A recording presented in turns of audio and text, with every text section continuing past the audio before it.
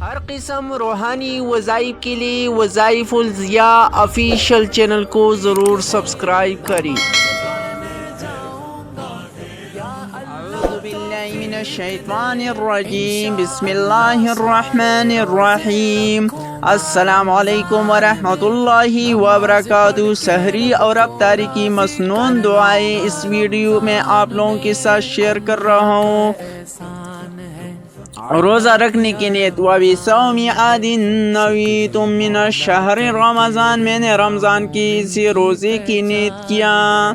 روزہ افطار کرنے کی دعا، اللہم انی لک صمت علی رزقک افطرت، یا اللہ تعالیٰ میں نے تیری ہی واسطے روزہ رکھا اور تیری ہی رزق سے افطاری کیا۔ افطاری کی دعا، حضرت معاذ بن زہرہ رضی اللہ عنہ سے روایت ہے کہ رسول اللہ صلی اللہ علیہ وسلم جب روزہ افطار کرنے لگتے تو یہ دعا پڑھتے تھے، اللہم لک صمت علی رزقک افطرت، یا اللہ میں نے تیری رضا کے لیے روزہ رکھا ہے اور تیری دی ہوئی رزق سے روزہ افطار کیا۔